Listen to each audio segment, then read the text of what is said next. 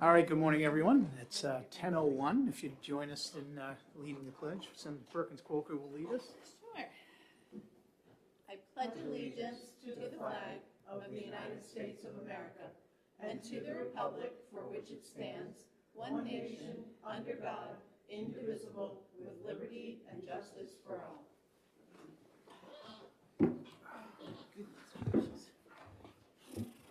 Well, good to see everyone again. Hope you all had a good Thanksgiving. Getting your Christmas shopping done, I hope. Kevin, we want to welcome you as our new aide. And as everyone knows, Phil left and went on to another important task. And so we welcome Kevin to join us. All right, today we have 5 bills that were re-referred. And does the committee have any particular preference what order we do these? I just figured we'd do it numerical. All right, that was what I was thinking. So we'll start It's with. always easy. Is there anything else anybody needs to bring up before we get going? Everybody good to go? Good to go. Good to go. All right. We'll start with House Bill 250. Do we need to vote to go into? Oh, yes, we do, don't we? Thank you. We what? We need to vote to go into executive session. Yes, we do. Senator Perkins Coker has moved us to go into executive session. Do I have a second? Second. Oh, Senator Carson? All those in favor? Aye. All right. Now we can go to House Bill 250. Thank you for the reminder. I guess I'm a little rusty. Okay, so we're taking up House Bill 250. That is relative to the accidental death benefit payable for a retirement system member. Mr. Chair, I'd like to move interim study and speak to my motion. Senator Carson has moved interim study. Do we have a second? I'll second. Seconded by Senator Gendro. Thank you. Senator Carson. Thank you, Mr. President. Mr. President. All right, don't put me to there. Do what? What I'm I not do? Mr. President. Oh, I'm sorry. It's been one of the, it's just been, okay, I don't even think I need to explain. Mr. Chairman, I do think this bill has a lot of merit. As you know, we had dueling amendments here that came from both the House and from our Senate members. But the reason why I've moved interim study is that we do have a bill that's going to be coming forward that is the result of the Commission on the Retirement System. And I thought it would be appropriate to add this information into that bill when we get it, because it will be coming to us as a policy. Because what I don't want to do, and I'm sorry, I'm going to get up and pull Yeah, this down. I know, and I can't see either. What I don't want to do is we start doing things by piecemeal, like piece by piece, and then all of a sudden, we've created a problem. That's good. Is that okay? Yes. Is this good at this point? Okay. Yes. That we've just created a problem that we're going to have to fix later on. So what I'd like to do is to look at everything holistically, and it is again my intent that when we get this bill from the Retirement Commission, that we look at adding this. We have to make a decision at that point which one of these amendments that we will adopt with the bill, and that's why I've moved interim study. Thank you. Further comments from the committee?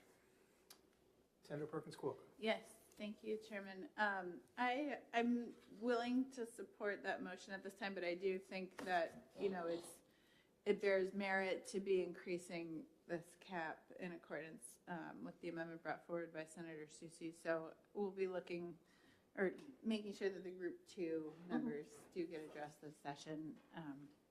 But thank you for your comments. Yep. Thank you. Further comments from the committee? Seeing none? All those in favor of interim study? Aye. Aye. Any opposed? Anybody want to move consent? I'll move consent. No, I'm going to call you Mr. President again. No, sorry, Mr. Chair. I'd like to speak on that and to also just to make the point that it was interim study, so we could keep this this information and see if we could put it into the retirement bill. Okay. I do think it's important that we publicly make that statement. Makes sense. Okay. All right. So I will take on it the out. regular calendar, and Senator Carson is taking it out. Okay.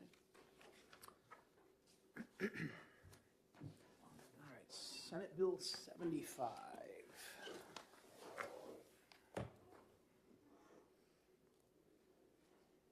Okay. Mr. Chair, I'll move ought to pass.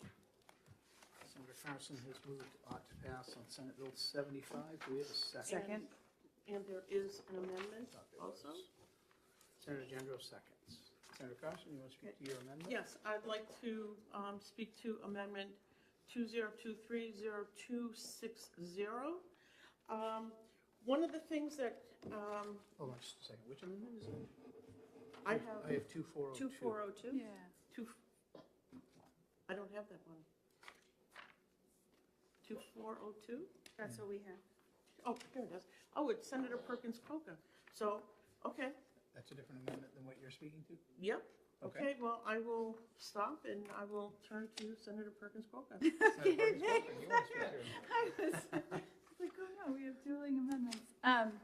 Thank you very much. So I have an amendment to SB 75 in front of you, which, if everybody recalls, was sort of it was an administrative bill in large part, and part of what it addressed was just appeals for disciplinary issues inside the Personnel Appeals Board. And so there was one piece of procedure where the burden of proof was on the employee to sort of establish that they were in compliance, and we felt that it should be that the burden of proof was with the employer to prove that the employee had that they had in fact committed misconduct. And so the changes are really procedural. They just shift that burden of proof from the employee to the employer in this case, or to the agency, that's sort of prosecuting the disciplinary violation. Very minor changes, and I hope it's something you guys can support. Further comments?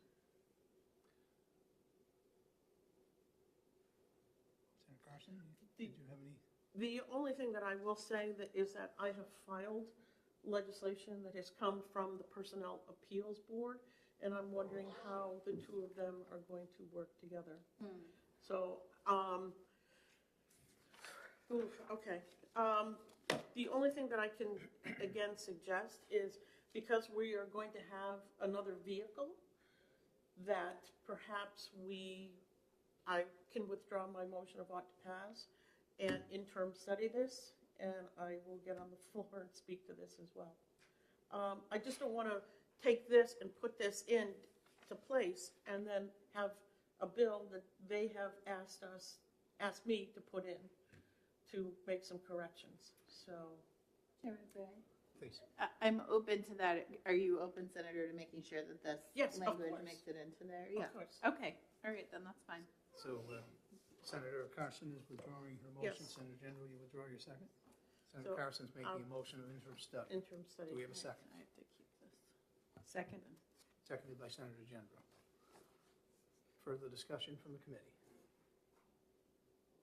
Seeing none, all those in favor? Aye. Aye. All opposed? And I will take this out, Mr. Chair. Do we want to put this one on consent? No, because I want to speak to this on the Okay. floor. I think it's important when we do something like that, especially when we're going to consider this language in a bill this session, that it's important that we make the statement to the public that this is not dead, that we're getting another piece of legislation, and we're going to see if we can work to get it all together in one piece.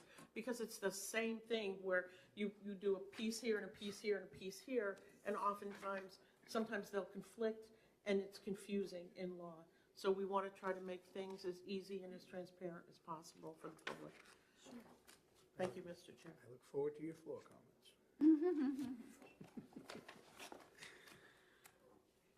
All right, Senate Bill 134. Mr. Chairman, I will move ought to pass. Senator Carson moves ought to pass. Do we have a second? Second. Seconded by Senator Gendro. Senator Carson, you have an amendment for this one you'd like to Yes, offer? I do. Thank you, Mr. Chairman. It is Amendment 2473S. All right, we have the same numbers this time. Yes, I All know. right. Woo-hoo. That's a step in the right direction Yes. this morning. Mr. Chairman, this bill, I think, is very, very important. Important to the point that I think this should go forward instead of being held like we did the other one to be included in any retirement changes. This is dealing with individuals that are the victims of violent crime, police officers that have been hurt. I've worked with some of the parties. Some I heard back from, others I did not.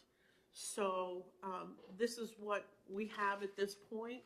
Again, this is a Senate bill. So if we can pass this and get it to finance and, you know, have them look at the financial piece, I think that there's multiple opportunities for some changes that might come up. But I think that this is important. We really do have the duty and the responsibility to take care of our folks, our police officers, our firefighters that get injured, that are the victims of violent crime. And we need to make sure that they're taken care of and that their families are taken care of. And sometimes that means we have to go above and beyond what we already have. And so that's what this amendment attempts to do.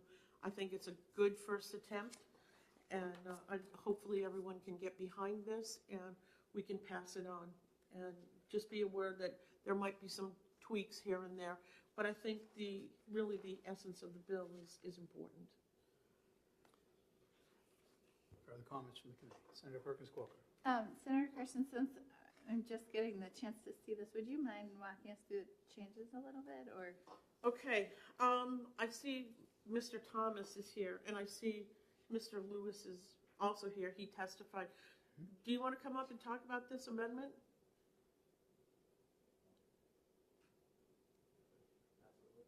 Okay. Welcome. Just turn your mic on and introduce yourself, please.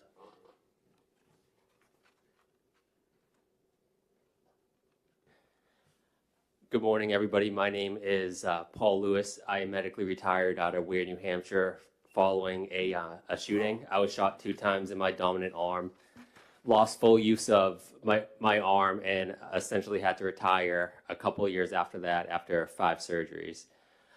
When I retired, I was making $21.50 an hour because I was brand new, 8 months out of the academy. And New Hampshire retirement, as is right now, gives you 66% of day of injury. So even though I retired a couple of years after that, making $25 an hour, I was just set back down to that $21.50. On top of that, I don't have health insurance. And in fact, I went in front of my town and I asked for help with health insurance and they denied me. So instead, I had to go into the marketplace, which I now pay $200 a month, which is huge because I'm single, only making $2,400 a month. And that big chunk of the health insurance resets me down to $2,200 a month. On top of that, I'm capped on my earnings. So making $2,400 a month, I'm only able to make $19,000 a year. And any job I hold will not give me health insurance because I'm not able to work enough to reach that health insurance mark. So what this bill is doing, it's setting a $75,000 per year to each officer that is violently injured. And by violently injured, we don't mean like pull a hamstring or some trivial injury that is going to get an injured officer out. What we're looking at is officers that are shot in the line of duty, lose an essential body part due to the shooting that makes them unable to continue working as a police officer, or similar acts like an explosive device, things of that sort that are going to medically retire them, a violent act of another. So what we're looking for in this bill is that $75,000 a year plus a stipend, health insurance, and then to remove the cap. So if we are able to find work, that we can do so. Because we do want to be contributing members of society as much as that we are able to. But what's difficult is Dan Doherty, behind me, who was also shot multiple times in the line of duty, he's approaching, I don't know how many years, 8, 9, 10 years out. He just had his 19th surgery this summer related to a shooting. So as much as we try to find work, we don't know what problems are going to come up because this is lifelong injuries, physical and mental. So it's hard to hold that job consistently, knowing that at any time we could go out again. So this is going to be a security blanket for us as we face these lifelong injuries. Thank you. Certainly thank you for your service. Thank you. I'm glad to Thank you. see you're doing better. I appreciate it. Yes. Any questions before? I know we had an opportunity to ask questions previously, but I'd open it up again if somebody needs it. Oh, no, I'm fine. I just wanted to speak to the amendment, so, Okay. thank you. Thank you. Thank you. I think it was important that we heard from Mr. Lewis, because it's important that we realize we do have police officers that are victims of violent crime, that either they're shot, they're stabbed, and that really affects them going forward and in their ability to do their job. And so you asked, Senator, to kind of walk through it. And really what it does is it creates this new area that's outside of the existing retirement system. And it really lays out the parameters. I mean, I'm looking at on line 23, no retirement shall be allowed unless such violent act injury was sustained within 2 years prior to the filing of application. It defines in RSA what a violent crime is. And to what Mr. Lewis was saying on page 2, beginning on, let's see, section B, there is an annual allowance of $75,000, which is the top, which is the cap. But it shall be equal to the member's annual rate of earnable compensation or the $75,000. This is something that I believe would address specifically Mr. Lewis's situation, where he was a new hire. He had only been on the job for a very short period of time. And he finds himself in this area where he has this problem, this medical issue that needs ongoing care. He's lost really the effective use of his dominant arm. So how is that going to affect him as he's moving forward in life? And it really, I think, puts a constraint around individuals that have experienced this, and it really gives them a helping hand. The next section deals with their spouse, and what happens with the benefit if they have a spouse and children. And then they're in section 2, beginning on line 28, a maximum benefit limitation. This is the only issue that I think we need to keep an eye on, because all of this language is based on our existing retirement system. I think we know that there's probably going to be some changes coming forward, so I do think we need to keep an eye on this particular section, that if we pass this, we'll have to correct this in the new bill that is going to be coming forward. Yeah. And then I think on page 3, beginning on line 3, it's section 3 in the medical benefits. Again, this is extremely important. I find it very disheartening that Mr. Lewis went to his town to ask for help in paying medical insurance. He was injured defending his community, that he was doing his job, and to have his community say, no, we're not going to do that, I think is something that the state needs to address. And I think this is really the attempt to do this from the injured individual's point of where they are and what we need to do as a state to support them. They shouldn't have to bear this responsibility. They were injured in the line of duty. And I think that that's extremely important. So despite having that one section that's really based on our existing retirement system law, I do feel that this needs to go forward, and we can address whatever changes this is going to go through. I'll be more than happy to work with the House if this comes out of the Senate, to make those changes, because this is a Senate bill. We do have some time, but I do feel it's important at this time that we move this forward. Thank you. Senator General. Under fire, we've got medical insurance benefits, violently injured police or fire member. Under the fire member, does that also include EMS? Or do we need to get that specific? Because not all firefighters are Right. EMS and not all EMS are This is- firefighters. This is for group 2, Okay, which is police and fire. Okay. So it does not, cover I EMS. believe it does not cover EMS. Okay, because there's so many now that are, it's combined. Okay, Um, I think if I may, Mr. Chair? Please, yes.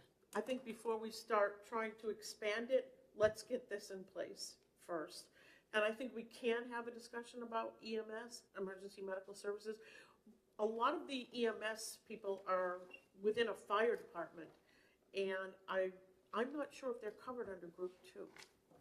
I don't know. some of them are. If they're covered under Group 2, then it would apply to them.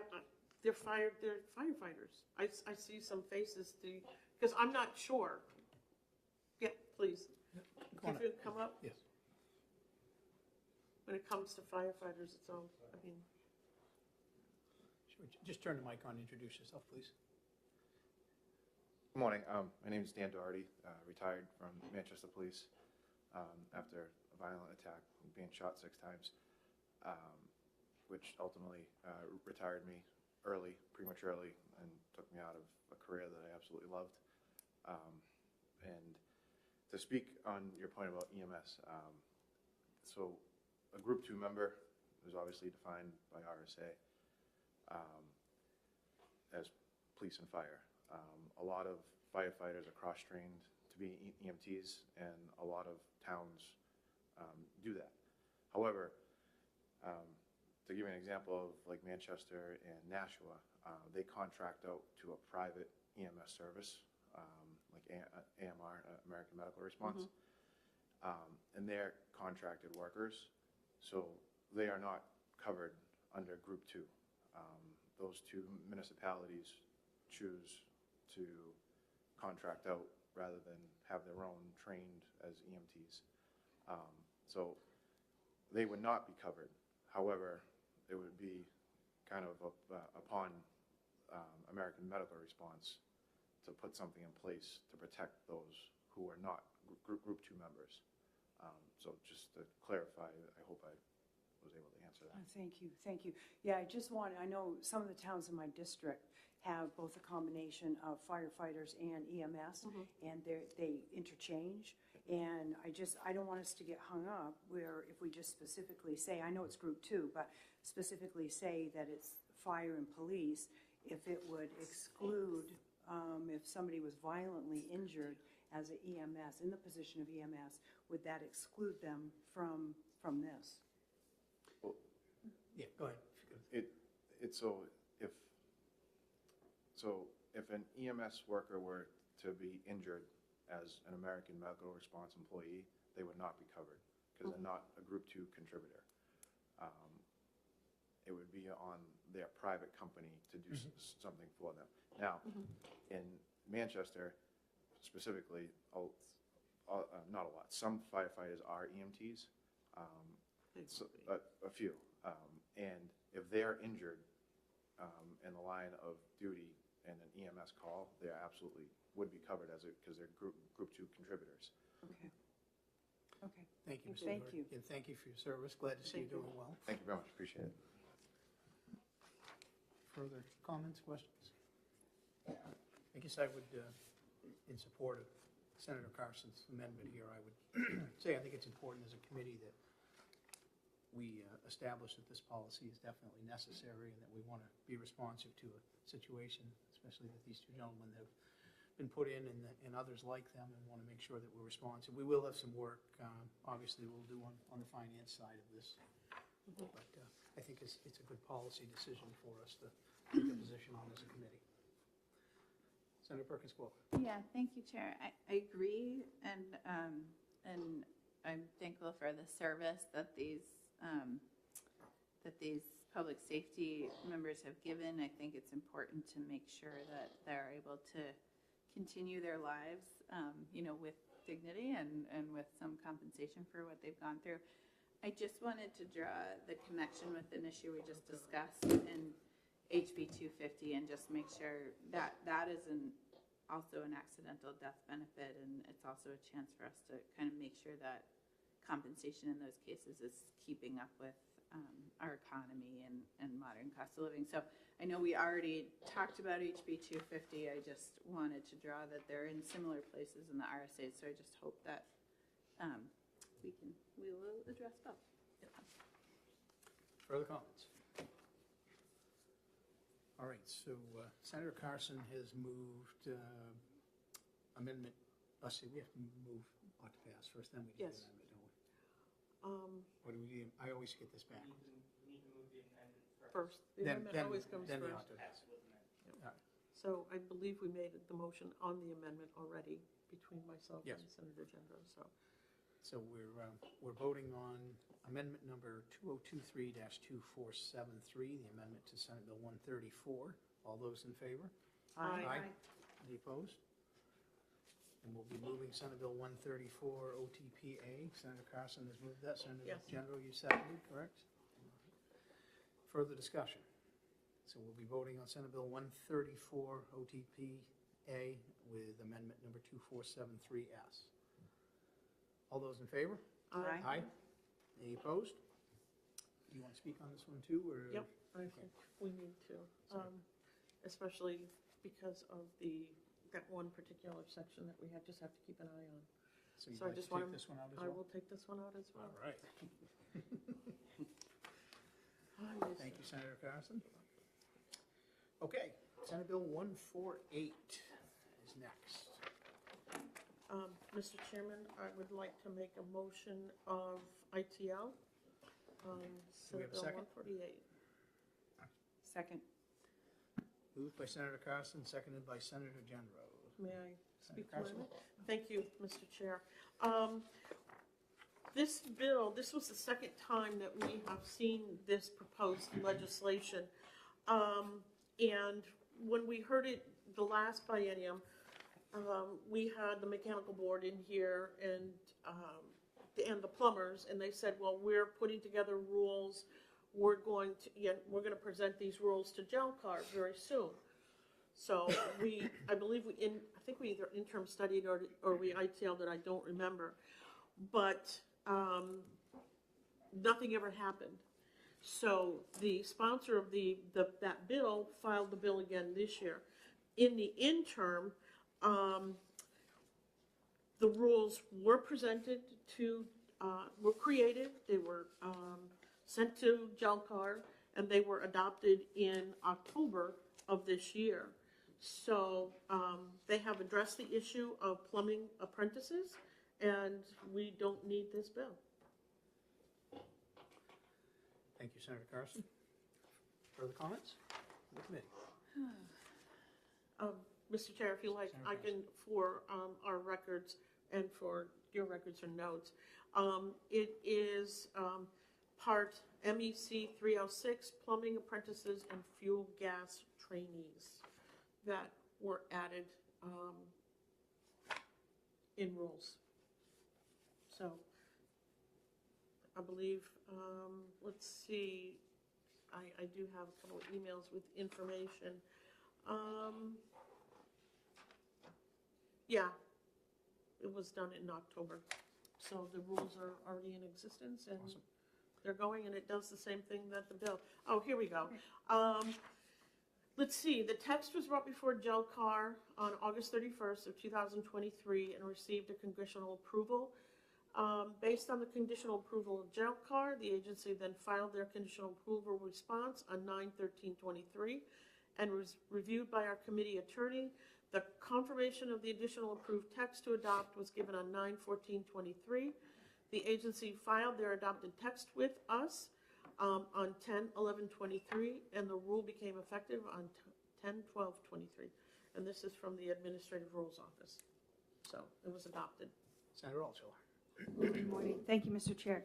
And the rule, there was a lot going on there. Yeah. Yeah, I got through September. Is the rule exactly what we have in the bill as far as hours of experience and apprenticeship classroom training? What is the rule? Okay, so it says that they have to work under a licensed New Hampshire master plumber who shall supervise the work experience and provide for educational development under an apprenticeship program. And I'm going here, I'm looking, it says, are supervised by a licensed New Hampshire master plumber as follows. The first 2 years of supervision shall be direct supervision. The remaining years of supervision shall be supervised. And then it gives another reference here. So I believe that it does meet the same, and they have to hold a current valid apprentice license issued by the board. So instead of speaking to hours, it speaks to 2 years of supervision, and then the remaining time of supervision is defined under Mechanical 102.25. So this was text that was given by the mechanical board, presented to Gelcar. You have public hearings even before it gets to Gelcar for the public and especially the licensees to comment. So Gelcar felt it was appropriate, and they did what we asked them to do. Excellent. Thank you. Further comments? Seeing none, we have a motion of ITL. All those in favor? Aye. Aye. Any opposed? This one can be on consent? Yeah, All right, anybody want to move consent? I'll move consent. Do we have a second? A second. Consent moved and seconded, all in favor? Aye. Aye. Do you want to do the blurb? Yes. Yeah. Yes, No no worries. worries. Anybody want to That was so quiet. volunteer to bring this one out so Senator Carson doesn't have all of them? Sure. All right, Senator Perkins Cook will bring this one up. What time is it? Oh, it's a little longer than we thought. 10:34. All right, Senate Bill 210. I'm actually going to move interim study on this. Do I have a second? I'll second. So the reason I'm moving interim study is I know Senator Carson has an amendment, and she has worked closely with some of the advocates for the bill, and I certainly appreciate the work that's on it. I've had lengthy conversations with Commissioner Goulet and with other various interested parties, some of which are here, some are not. And while I understand generally the concept of the bill, I've yet to be convinced that it actually is necessary at this point in time. In my conversations with the commissioner, we talked about current practices of the state in, cloud software storage and the purchases of software and how they interact. And I've yet to become convinced that this is 100% necessary. I'm always erring on the side of government getting in the way of business, and that's always a concern for me. I know we do it a lot, and I understand that, and I respect that, but I try not to do it any more than I have to, and I just wasn't convinced that this was 100% necessary to do this at this point in time. So that's why I didn't want to move an ITL on it, because I understand it may be necessary, but an interim study would allow us to still look at the topic and keep the idea alive if I could get convinced that it was necessary. So that's kind of where I've come down on the side of this. I'll open it up to the rest of the committee for thoughts and comments on it. Senator Perkins Cook. Yes, thank you for your comments, Chair. I was looking back through my notes a couple weeks ago on this, and I mean, this is one of those sort of evolution of the technology Yes. industry, structural, like, we're trying to address potentially a pretty big problem here with this.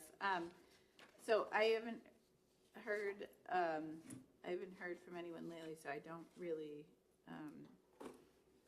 have an update from our hearing, and so if your conversations have indicated that this is not necessary at the time, I appreciate not ITLing it, because I think there were some very valid concerns here, right? Making sure that our agencies have the freedom to use the software they want, the hardware they want, to use our taxpayer dollars most efficiently, and contracting for both of those things, protecting private investment and advancing technology and vertical integration, that, there's a lot of concepts here. So I guess in the absence of sort of feedback in advance of the hearing, I'm willing to go along with that vote, but I Sure. reserve that we might need to revisit this if it continues to be an issue. Mr. Chair, if I may, Senator. Mr. Burnett is here with some individuals, if you would like to have them come up and speak to the amendment. If we move into the study, we won't consider the amendment. Okay. If interim study isn't successful, we can do Okay. Well, yeah, I guess I find it, sorry, Mr. Chair. That's right, Senator Further Burns. comment, yeah, I mean, if Senator Carson is still bringing the amendment, I guess I'd be interested in hearing the conversation around the amendment before we vote, but I understand you may want to take your vote first, so. It's more of a process vote than anything. We'd have to have an OTP to consider the amendment. Understood. Well, then I think I might, if Senator Carson is still moving her amendment, I might withdraw my previous comment and vote against interim study because I do want to hear the conversation around the amendment, so. Further comments? I would like to hear about the amendment too. So Okay. I can't withdraw a second? You can. Yeah. Okay, I will withdraw the second. I will withdraw my interim study so that we can allow Senator Carson's amendment to come forward. Mr. Chair, Yes. I'd like to move Senate Bill 210 OTP. All right, we have Okay. Senator Altshuler moves out to pass. I'll second that. Senator Jandro seconds. Mr. Chair, I'd like to offer amendment number 2023-2472S. And Do we have a second? Second. Seconded by Senator Perkins Coker. Senator Carson, you are recognized to speak to your motion. thank you. I received this amendment at the end of November. Mr. Burnett and the individuals he's working with have been working hard to try to address concerns that have come forward with the bill. So they're here, and if you would like to have them walk you through the amendment. Sure, we can do a quick presentation. Mr. Burnett?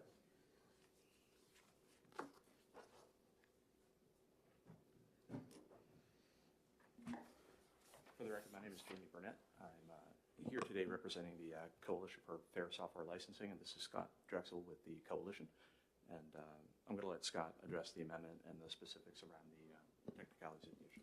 I'll try to keep my comments to 90 seconds, 2 minutes, to be respectful of the committee's time. So thank you very much for allowing me to be here. As Jamie said, my name's Scott Drexel. I'm here on behalf of the Coalition for Fair Software Licensing, which was launched in 2022. It's comprised of North American companies and trade organizations representing a cross-section of key industries, including healthcare, financial services, manufacturing, software, and cloud and cybersecurity providers. The goals of the coalition are rooted in 9 principles of fair software licensing, which are a set of industry best practices aimed at creating greater transparency, innovation, choice, and security in the cloud. The cloud offers significant opportunity for software customers, especially state and local governments and other public agencies, to realize a wide swath of benefits, including cost savings, workflow efficiencies, greater flexibility for an evolving workforce, and ultimately an increased capacity on the part of state institutions to provide critical services to their constituents. In order to take greatest advantage of those possibilities, however, public and private entities need to come together around standards of fairness, transparency, and choice for the customer. The legislation before you today takes an important step toward that goal, particularly as it relates to the choice of the customer, which in this case is the state. SB 210, as amended, would require that contracts for the purchase of software by the state do not limit the ability of state agencies to run that software using the cloud provider of its choice. This is in line with typical industry practice and takes the important step of encouraging greater interoperability and integration capabilities of technology products throughout the cloud stack. At its core, SB 210 is a technology procurement good housekeeping bill. It is narrowly tailored. It applies only to future public procurement contracts and does not implicate any contracts already in effect. It doesn't constrain the state in its choice of cloud provider, and instead empowers state agencies to select the software vendors and hardware environments that best meets its own business needs. In fact, it doesn't require anything at all of the state. It incentivizes vendor diversification with strengthened cybersecurity. SB 210 does not ask the state to pick winners and losers, but rather it fosters healthy competition in the public cloud, which lowers the cost to taxpayers and prioritizes the needs of the state over the preference of the software vendor.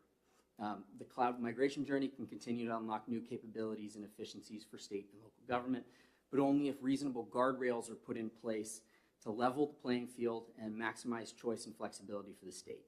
The bill's been enacted into law by 3 states in the last 12 months and is under consideration in a dozen more. We hope that New Hampshire will continue to be one of these. To the amendment in particular, we worked pretty closely with Secretary Goulet to completely reformulate the language to address a concern that he had about sort of downstream procurement and making sure that we didn't create an opportunity for agencies to make purchases outside the procurement guidelines that have been established by his agencies. So that was really something that strengthened the bill to the point where that is now a feature of the bills that we're introducing in other states. So we're thankful to Commissioner Goulet for that. So the last point I'll make, and then I'll stop talking. I'd like to call the committee's attention to a letter from our organization, the Coalition for Fair Software Licensing, that was co-endorsed by NetChoice, the Computer Communications Industry Association, CCIA, and ADI, the Alliance for Digital Innovation. So I believe that's been shared with all the committee members, but I'm happy to reshare it. Mr. Chairman, if I may, I might just make another point and reiterate 2 others. One, this is prospective, so this is not going to address existing contracts that the state agencies have with current vendors. So this will be forward-looking for new contracts. 2, I want to underscore that we are not inserting government into the contracting process. We are trying to give, in particular, the state Department of IT, but agencies whose IT procurement is centrally managed by Dennis Goulet at IT, leverage with legacy providers where they have been locked into contracts and dictated. And it's very difficult often for agencies, particularly when you don't have the financial resources that you need to try to get out of legacy contracts into more affordable, more flexible, more advanced technology when there is a cost built into the contracts with restrictive, limiting licensing agreements that sometimes are predatory. That does happen. And then 3rd, just underscore Scott's point, there is no mandate at all in this. So for instance, and this is truly the best part of the amendment and of Senator Carson's bill, is that if the state, whether it's Department of IT or in conjunction with an agency, chooses to do nothing different, that is perfectly fine. This is just a tool in the tool chest if they decide to use it. So it will not mandate a single thing. And thank you very much for letting us address the amendment. Sure. All right. Further comments from the committee?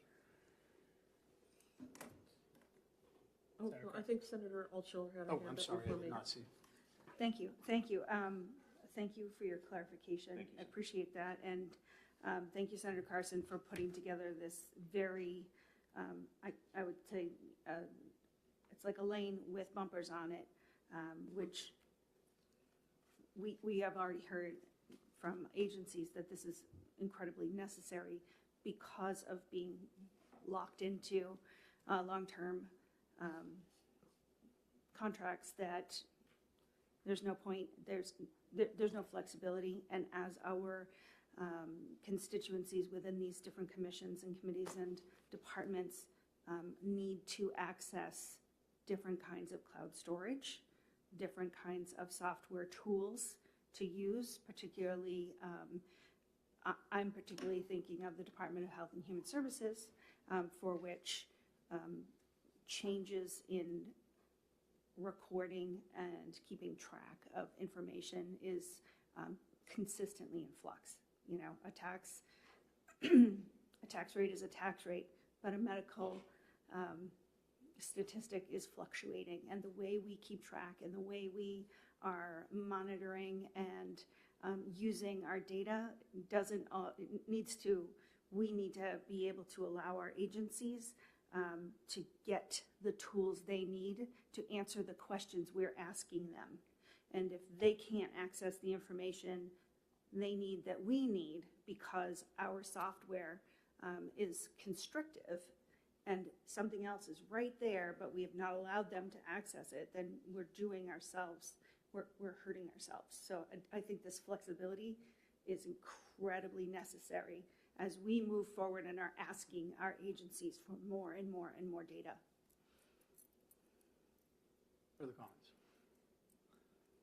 Well, I will just say that in my conversations with Commissioner Goulet, there's not a current problem that we're trying to solve. That was the takeaway that I came away from my conversations, that the practices that they are going on, as I'm understanding this bill, it is related to purchasing of software and the fees that are related to it based upon the cloud computing, cloud storage technology that you're using. Am I correct in that statement in general? Is the concern that you're trying to solve here? It is largely focused on cloud infrastructure and the flexibility to host software on any infrastructure, whether it's on-premise or in the cloud or any cloud you're choosing, correct? And the fees that are related to that Right. because of proprietary Right. information, Right. correct. So my I'm understanding sorry. from the commissioner They get that. as I spoke with him is that they're using multiple cloud providers now, and that they're not experiencing an issue. And my concern was that we are stepping into an area, and I agree with you, that they don't have to change things if they want to, and that was my whole point, is this doesn't require any changes, and we're not really solving a problem that isn't necessarily existing right now that's causing a major problem for the state, at least with my conversations from the commissioner. He couldn't put his finger on a specific issue where we need to solve this problem. So that's always my concern, is I understand the concerns that are raised with the bill, and I certainly understand that sometimes we do need to, keep our policies related to the changing environment as it comes to computers, which change way faster than I can keep up with, and I don't pretend they don't. That's why I had a conversation with the commissioner. And I wasn't able to identify a particular issue that we were trying to solve, so that's why I thought an interim study would be appropriate for this right now. Further comments? We have a vote, we have a motion, and I will put it to a vote. So are we, Mr. Chair, I just want to make clear, we are voting on the amendment. We are voting on the Okay. amendment, yes. Yeah, which would then lead to an ought to pass.